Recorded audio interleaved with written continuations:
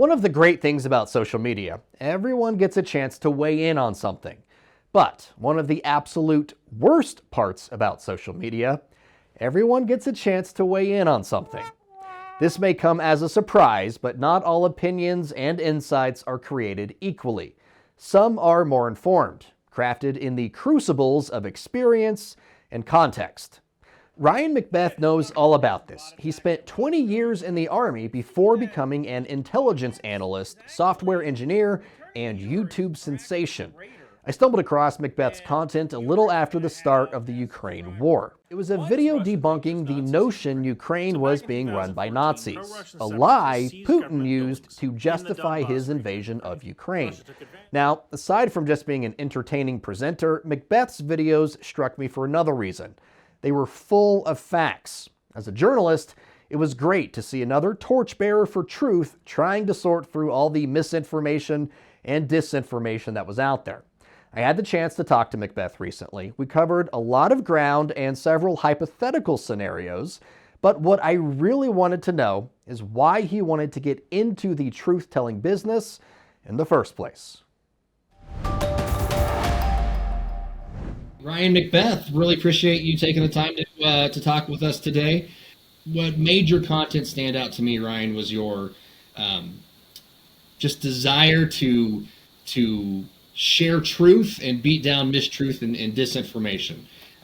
But before we get started on everything, Ryan, if you can, for our audience, I know you have a 20-year infantryman career. Kind of give our audience kind of a Reader's Digest version of your career path to this point. So I was an infantryman for 20 years. While serving, I got a degree in computer science, and then I got a master's in engineering management. And after I got out, I got a degree in MSc in cybersecurity.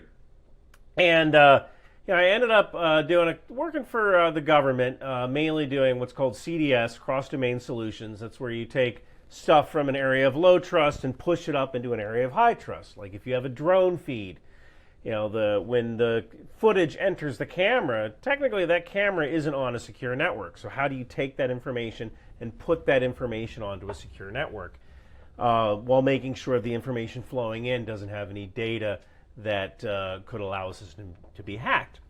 Then I worked for Accenture doing something called C4ISR, Command, Control, Communications, Computers, Intelligence, Surveillance, Reconnaissance. Basically, we found bad guys. And once we found those bad guys, we'd give that information to our client, and our client would either continue surveillance or use more kinetic options to deal with the problem. So while working for Accenture, I had a YouTube channel. It was mainly about software programming, and once the war in Ukraine kicked off, I started to do a couple of videos on cybersecurity in Ukraine and some videos from my anti-tank experience. And my channel went from 5,000 followers to 100,000 followers almost overnight. When we're talking about the war in Ukraine, and that's what kind of made your social media following balloon and what's gotten you to the point now, was it the Nazis in Ukraine disinformation video? Was that the first one that kind of blew up for you? Or what was the first one that, like, hey, I got something here?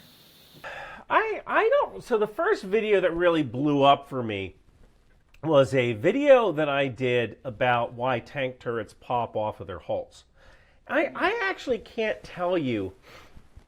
I don't know which was the first disinformation video. And I didn't set out to become a disinformation expert, but I think that since I knew so much about the military and anti-tank warfare, and I kind of became an expert at going like, no, you're wrong, and here's why you're wrong. It's because tanks actually do this, or reactive armor actually works like this. And what I kind of noticed was that there was just so much disinformation out there about how the military works that by me kind of peeling back some of this stuff, I found more and more stuff. And I guess over 2 years, I kind of became like Forrest Gump. Forrest Gump became a really good runner because people were always chasing him. I became really good at finding disinformation agents because they were just freaking everywhere on the subject of Ukraine. Obviously, the videos are doing well for you, so there's, as a content creator, you see that and you want to give the audience what they want, right? But the audience flocks to that because there's a desire for that, right?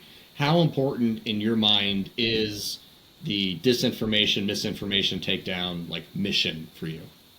It's more important now than I think it was at the start of the conflict in Ukraine, mainly because one of the things that I realized doing my work is that information war is a weapon, infodom war.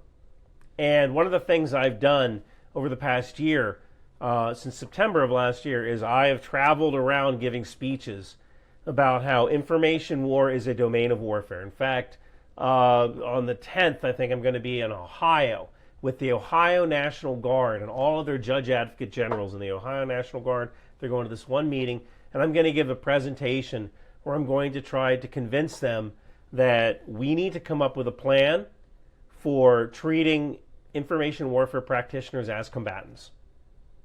Because think about it like this. So let's say when you buy a drill, do you buy a drill because you want a drill, or do you buy a drill because you want a hole? It's because you want a hole, right? Nobody collects drills, right? You buy a drill because you need a hole.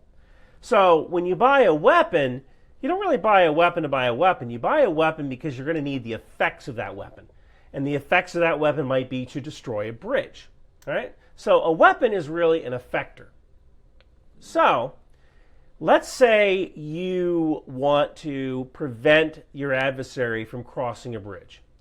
You could use a weapon like a bomb or a cruise missile. Maybe you could use a cyber attack, right? Send a cyber attack and disable the electronic controls on the bridge so the toll gates won't open or whatever. Or you could use information warfare to tell a bunch of weak-minded college students to go shut down the bridge because of colonialist, imperialist, whatever. And we've already seen that when a bunch of students shut down a bridge, shut down the Golden Gate Bridge in California. That was a weapon. TikTok is a weapon. These students were motivated by TikTok to go shut down a bridge. And if the adversary can do that to a bridge, they can also say, if deterrence fails and China invades Taiwan, Taiwan has always been Chinese. This is colonialist, imperialist. The U.S. is trying to take Taiwan for its own. You need to go to a naval base and glue yourself to a ship. And now you have an information warfare program working as a weapon system that is disabling a ship. No different than a bomb can. How is that message being received? Well, I haven't polled all 150. And usually I am very blunt when I've talked about how we need to kill these people. And when we start putting Hellfire missiles through people's windows, or we start putting TLAMs into an office building that's being used as an information warfare center, they'll probably get the message. And usually when people interview me about this, and I tell them that, and I'm very blunt, we need to kill these people. Usually they go, oh my goodness, they're clutching their pearls. You're going to put a TLAM through someone's window, through some teenager's window? Well, probably not a teenager's window. There are other effects that you might be able to use. You might be able to use a cyber attack. There might be groundwork that you can do to take out critical parts of this operation. But we need to start considering information war to be a domain of war. The land domain has been a domain of war ever since someone picked up a spear and said, I don't like the way Thag is always in charge, right? And sea warfare has been a domain of war since the Peloponnesian War, where they were fighting on ships. And air has been a domain of war since we've had fighter planes, in World War I, planes shooting at each other. And well, now we have information war. Russia can't defeat Ukraine by force of arms. They can't. They would have done it already. So how do you defeat Ukraine? Well, you can cut off their supply of arms. How does Russia do that? Well, they could use a weapon. They could bomb some of the factories in Germany and maybe use missiles on factories in the US. Well, that'll cause a war. But if we use information war to convince people that Ukraine is corrupt, your money's getting thrown away, Vladimir Zelensky's wife just bought a new Bugatti with your tax dollars, well, then we get people to call their congressman and say, I don't want us sending money to Ukraine. And that stops the munitions just as easily as a bomb. We are at war right now. And these people who are using information warfare to affect as an effector, they need to be targeted. Yeah, I mean, you're right. That's, You're acting like every other interviewer that has interviewed me about this subject, where you don't want to say, wow, you're kind of right, but you're also a psychopath. Well, I mean, you might be. I don't know. But no, you bring up some like startling revelations, right? And you bring up some points that it's like, look, if we're being serious about where the world is heading, and if we're being serious about trying to prevent things, we need to be serious about where our enemies are coming from and how they're coming to attack us. So I don't judge that. I mean, you're the 20-year infantry veteran, right? I'm not. But it is stark to think about all they're doing is using computers to post messages or something like that. But in the 21st century, I mean, it's a domain of warfare. And when someone blew up, when terrorists blew up the USS Cole, they did it on the water. And we didn't go, oh, well, we can't retaliate by air because they did it on the water, right? So if somebody is using information warfare as an effector in cyberspace, why can't we attack them through kinetic means, either on land or from the air? It's a domain of warfare, and we cross domains of warfare all the time. Hey, Ryan, really appreciate your time. As from one journalist to another truth bearer, wanted to say I appreciate your efforts to speak to the misinformation and disinformation and make sure that people are getting the right information so that they can make educated decisions about their lives and those around them. So thank you for that. Thank you for joining us today. Really appreciate it. Ryan, I had a great time. Thank you.